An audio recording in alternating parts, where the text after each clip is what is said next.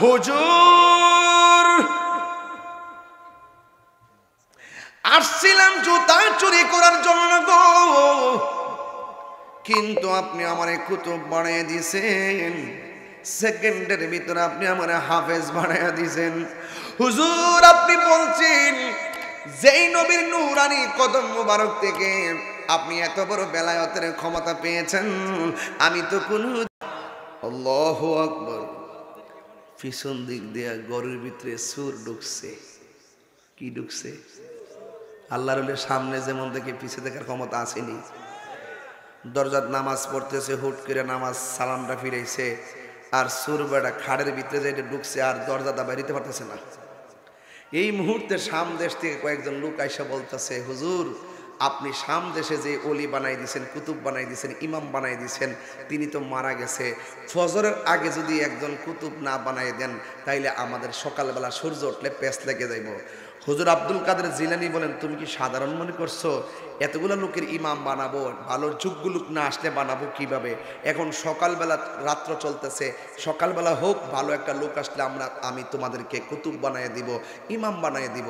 এবার যেই লোকগুলো আসছেন 40 জন, তারা বলতেছে না হুজুর এই মুহূর্তে যদি আপনি বানায়া না দেন তাইলে সকালবেলা পেঁচ লেগে যাইব। হুজুর আব্দুল কাদের জিলানী কয়, তোমরা একটু অপেক্ষা করো, সকালবেলা যোগ্য লোক আসলে আমি বানিয়ে দিব। এই কথা বলার পরে যখন তারা মানতেছে না, শেষ পর্যন্ত হুজুর গাউসুল আজম আব্দুল কাদের জিলানী বলতেছেন, তোমরা যেহেতু মানতেছো না, এখনই যেহেতু তোমাদেরকে ইমাম বানিয়ে দিতে হবে, যাও আমার খাটের নিচে একজন আল্লাহর বান্দা আছে, তারে আমি তোমাদের জন্য কুতুব বানিয়ে দিলাম। খাটের ভিতরে কি কুতুব না সুর? কি সুর? কি সুর? এক রেওয়ায়তে লেখে জুতা সুর, আরেক রেওয়ায়তে লেখে কম্বল চুর। তবে জুতা সুরটা হইলে সঠিক, কারণ জুতা সুরে গাউস পাকের জুতার নিচে দুরা দুরা পরিমাণ স্বর্ণ ব্যবহার করত। তিনি বলতেন যে এই স্বর্ণ গলাত লাগায় তোমরা মাস্তানি করো, এই স্বর্ণ আমার জুতার পায়ের তলার মধ্যে রাখি, জোরে কোন আল্লাহু আকবার। আর সুর মনে করছে এই জুতা চুরি করলে স্বর্ণ ডিবিচ্ছা আমার মাইয়াগুলারে বিয়া দিতাম পারুম, এই জন্য জুতাটিতে ভিতরে রাখছে। ভিতরে গেছেন ডুববার লাগে গাউসে পাক দরজাতে এসে দাঁড়ায় গেছে, আর বাড়িতে পারে না। অন যেই মাত্র কইছে যে খাটের নিচে আল্লাহর বান্দা আছে, আমি তোমাদের জন্য কুতুব বানাই দিলাম, তখন ওই চোরা ব্যক্তি খাটের নিচ থেকে মনে করছে, হাইছে রে, এত যে আল্লাহরে কইলাম যে আল্লাহ চুরি করুম দূরের কথা, আজকের থেকে নিয়ত করছি আর জিন্দিগিতে চুরি না বলিতাম না, জানটা যদি বাচ্চা যাইতে পারে তো ওই চলে। আহারে এত দোয়া কই গেল, এ শেষ পর্যন্ত আমার ফাঁসি হইল। চুরে মনে করছে কুতুব মানুই ফাঁসি। কথা বুঝেন না? কুতুব মানে বুঝি ফাঁসি। এখন সুরারে যায় টানে, ওহন যারা 20 জন আইছে 40 জন আইছে নেওয়ার জন্য ইমাম নিত, হেরা বলছে মোমা কুতুব এত বড় পাওয়ারফুল বিষয়, এত সম্মানের পজিশন, আর কুতুব বলে থাকবো খান নিচে, এটা আবার কোনটারে গিয়া ফাও ধরে টান দে কুতুবরে, আর লয়া হেওয়া এমনি করে এমনি দইরা বইয়া রইছে, টান দা ভারী করতেছে না। এরপরে হুজুর বাইরে না তো, সবাই মিলনা টান দো। এবার সবাই মিলনা টান দিছে, টান দেওয়ার পরে ঘর থেকে বাইরেছে, বাইরের পরে জিজ্ঞাসা করছে, হুজুর ইডেনি আমরা কুতুব? সুরা আপনি কাঁপতেছে। সুরা মনে করছে কুতুব মানে ফাঁসি বুঝি। এরপরে কহ ইডুই তোমরা কুতুব, যাও লয়া যাও। এখন সুরা ডাক দেখো, হুজুর ভুল বেয়াদবি মাফ করেন, জীবনে তো কথা বলার সাহস নাই, আইসলাম জুতা চুরি করতাম, ওখান যে ফাঁসিটা যে হয়ে যাবো গা আমি জানতাম না। তবে আমি যে কুতুব যে কইলেন কুতুব, এটার অর্থটা কিতা যাওয়ার আগে যদি একটু হইন না বুঝা যাইতাম, তাইলে আমার জানটা বাঁচ লইলে হুজুর একটু বলে দেন না কুতুবের অর্থটা কিতা।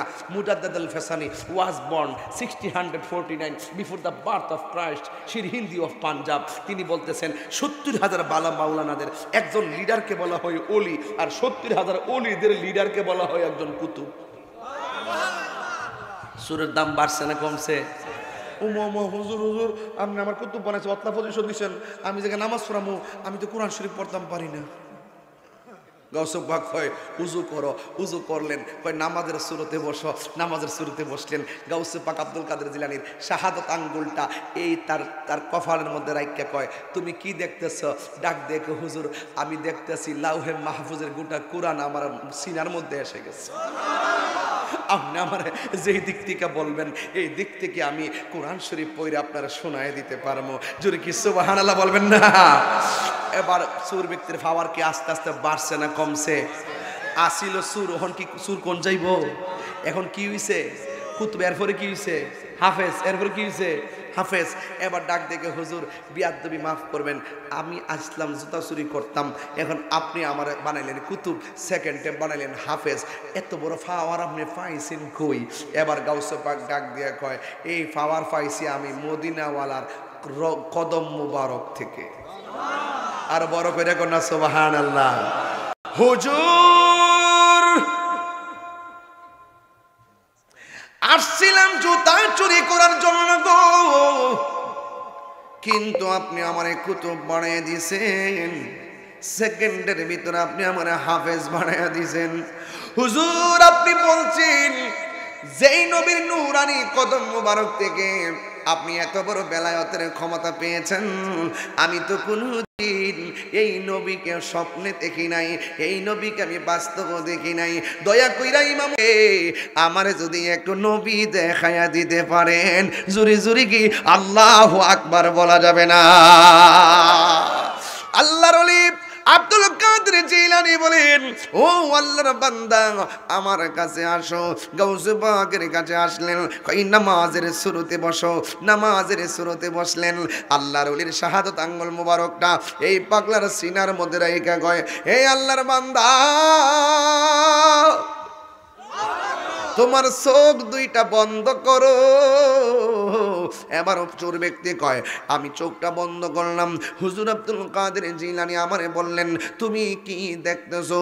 এবার চোর ব্যক্তি কয়, কিছুই তো দেখি না। কয়, ভালো কইরা দেখো। কয়, আমি দেখতেছি মদিনার রাস্তা দেখা যায়। গাউসে পাক বলে, আরো ভালো করে তাকায়া দেখো। কয়, আমি দেখতেছি মদিনা শরীফ দেখা যায়। কয়, আরো ভালো করে দেখো। কয়, আমি দেখতেছি মসজিদে নববী দেখা যায়। কয়, আরো ভালো করে দেখো, আমি দেখতেছি মসজিদে নববীর এক প্রান্তে আমার নবীর রওজা মুবারক দেখা যায়। কই, আরো ভালো করে দেখো। কই, আমি দেখতেছি নবীর রওজার দাজ্জালি মুবারক গুলা দেখা যায়। আল্লাহর ওলি গাউসে পাক বলে, আরো ভালো করে তাকায়া দেখো। ওই ব্যক্তি ডাক দেখে, হুজুর আল্লাহর কসম করে বলি, আপনি যখন আপনার বেলায়েতের আঙ্গুলটা আমার সিনার মধ্যে লিখেছেন, আপনি বলছেন কি দেখেছি? মদিনার রাস্তা দেখেছি, মদিনা শরীফ দেখেছি, মসজিদে নববী দেখেছি, নবীর রওজা মুবারক দেখেছি, নবীর সবুজ গম্বুজ দেখেছি, নবীর দাজ্জালি মুবারক দেখেছি। আপনি যখন বলছেন আমি কি দেখতেছি, ওয়াল্লাহি তাল্লাহি বিল্লাহ আপনার বেলায়েতের হাত আমার সিনার মধ্যে রাখার পর আমি দেখতেছি হায়াতুন নবী, নূরুন নবী রওজার ভিতরে সেজদায় পড়ে পড়ে উম্মতি উম্মতি বলে কাঁদতেছে। নারায়ে রিসালাত, ইয়া রাসূলুল্লাহ, নারায়ে রিসালাত, নারায়ে হায়দারি, ইয়া আলী, ইয়া আলী। আল্লাহু আকবার। বলেন, হুজুর আমার সন্তানটার আপনি আরবি পড়াইবেন। গাউসে পাককে বসাইছেন, বসাইয়া উস্তাদ বলতেছে, আব্দুল কাদের তোমার আম্মা অনেক শখ করে আমার কাছে দিয়া গেছে, তো তুমি একটা কাম করো, তুমি পড়ো আউযু বিল্লাহি মিনাশ শাইতানির রাজিম। এই কথা বলার পরে আব্দুল কাদের কয় বিসমিল্লাহির রহমানির রহিম। উস্তাদকে পড়ো আলিফ, সন্তান কয় বা। উস্তাদকে পড়ো আলহামদুলিল্লাহ, সন্তান কয় আলিফ লাম মিম। এই তোমার কই একটা, তুমি দি পড়ো আরেকটা। আমি ফারি পড়তাম না। তোমার কি তোমার মা শিখাইছে? না, আমার মা এক অক্ষর শিখাইছে না, আমি মার কাছ থেকে শিখছি। দৌড়াইয়া লইয়া গেছে মার কাছে, যাওয়ার পরে কি গো তোমার ফুলা বলে তোমার থেকে আরবি শিখছে। আমি তো তার এক অক্ষর পড়াইছি না। ছাত্র ডাক দেখে, উস্তাদ আমি কিন্তু কইছি না যে আমার আম্মা আমার শিখাইছে, আমি বলছি আমি শিখছি। কেমনে শিখছি এটা হইন না জান, আমার মা যখন আমার ফেডের মধ্যে লইয়া যখন কোরআন শরীফ পড়ছে, তখন আমি ফেডের ভিতর থেকে শূন্য শূন্য কোরআন শিক্ষা লাইছি। এক ফাড়া দুই ফাড়া না, আমি 18 ফাড়া কোরআন শূন্য শূন্য মুখস্থ করে ফেলাইছি। আরো বড় করে কোন আল্লাহু আকবার, আরো বড় করে কোন ইয়া রাসূলুল্লাহ কোন কেন? আর তোমার ফেডের মধ্যে বাচ্চা লইয়া তুমি দেখো স্টার জলসা। তো এই ফুলা ফুটটা কিতা না করতো? তুমি ফেডের মধ্যে বাচ্চা লইয়া জামাই লোকে ঝগড়া করছো, বাড়ির লোকে গালাগালি করছো, সারাদিন বইয়া বইয়া সময় কাটান, টেলিভিশনে ফেল চাই রইছো, আর মোবাইলে অর্ডার দো, অর্ডার না, অনলাইনে অর্ডার মারা, অর্ডার অর্ডার জামারে জিগাও না, অর্ডার মারা দাও। সাবধান কইয়া দিলাম, ফেডেরটারে যদি ভালো করতেছ আগে নিজে ভালো হোক। কথা কোন ঠিক না বেঠে? আরো যদি কোন ঠিক কিনা? এবারে সন্তান যদিও ইন্টার কষ্ট হচ্ছে আপনারা, সন্তান যদিও ইন্টার পাস করে, মা ডিগ্রি পাসটা কইরাল, তো গাউসে পাক থেকে যখন শুনছে যে কোরআন শিখছে, মাও তো মা ওই মা ডাক দেয়, বুঝছি ফাঁকনামি করো না, ওই যে ডাব গাছের গোড়ার মধ্যে কিছু কংক্রিট আছে, কংক্রিট গুলা নিয়ে ফালাও। গাউসে পাক ডাক দেখে আমি পারতাম না। মা ডাক দেখবে, পুত্রে তোরে আমি 10 মাস 10 দিন ফেডে রেখে কত কষ্ট করছি, তুই আমার সামনে কেমনে মুখে মুখে কইলে পারতাম না? তুমি আমার লাগে কষ্ট করছো, আমি কি তোমার লাগে কম কষ্ট করছি? এই বাবু, এটা দাঁড় কর, এটা দাঁড় কর, এটা দাঁড় কর, এটা না, হিটা হিটা হিটা। তুমি দাঁড়াও, তুমি দাঁড়াও, দাঁড়াও, একটু দাঁড়াও। এ যদি এর বাপের তুমি আমার লাগে কষ্ট করছো, আমি কি তোমার লাগে কম কষ্ট করছি? বাপে কব, তুই না একটা কাম কইরা, না একটা রুজি করে খাওয়াই, তুই কি তারে কস? গাউসে পাকের আম্মা কো, কি তারে ভূত, কি তা কসিতা, তুই আমার কোন সময় খাওয়াইছ, কোন সময় ফিন্দাইছ? গাউসে পাক ডাক দিয়ে কয়, মা কিতা করছি জানো নি? আমি যখন তোমার ফেডের ভিতরে ছিলাম তখন একটা ভিক্ষুক আইসিনি, ভিক্ষা নিত, আইছিল।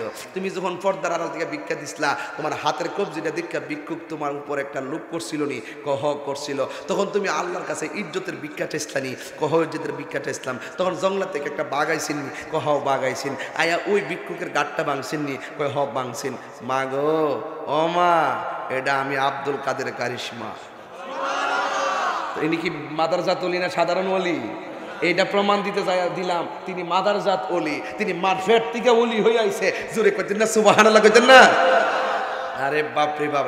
গৌসুল আজম আব্দুল কাদের জিলানী তিনি বলতেছেন, দিনে দিনে দিনে দিনে যত পারতেছেন, মা একদিন পুত্রে জীবনে কোনোদিন মিথ্যা কথা কইস না। রাস্তা দিয়ে গেছে আর ডাকাতে ধরছে, অল বডিটা চেক করছে, টাকা পয়সা পাই নাই। গাউসুল পাক বলতেছে, আপনি পাইবেন না, এই যে টাকা আমার আস্তিনের ভিতরে আম্মা সেলাই করে দিয়ে দিছে, ধরেন আপনারা খুললে নিয়ে যান। ডাকাতে বলতেছে, আরে জীবনে কত লোক ধরলাম, এমন সত্যবাদী তার দেখলাম না, যেই লোকটারা অল বডি চেক করলাম পাইলাম না, সে নিজে বলতেছে এখানে টাকা আছে। ও আব্দুল কাদের জিলানী এত সত্যবাদী। আমার মা বলছে কখনো যদি মিথ্যা কথা না বলি। ডাকাতে ডাক দিয়ে, আজকে থেকে চুরি বন্ধ, তাড়াতাড়ি আমার কালিমা পইরা ইমানদার বানাই দেন। আরো বড় করে কোনো সুবহানাল্লাহ। তো তিনি কি সাধারণ ওলি না মাদারজাত ওলি? আরো জোরে কি বলি? মাদারজাত ওলি। ইন্দিমিন টাইমে আস্তে আস্তে তিনি বড় হলেন, ইলমে দিন শিক্ষা অর্জনে তিনি পাণ্ডিত্য লাভ করলেন। এই যুবক ভাইয়ের আমার, তিনি মনে মনে ভাবতেছেন, ঘরের মধ্যে বসে মালিকরে ডাক দেই, এবার একটু 3 দিনের জন্য একটা গুরুত্বপূর্ণ জায়গায় যাবো, যাইয়া মুরাকাবা করবো। জোরে কোন কি করবো? মুরাকাবা অর্থ কি?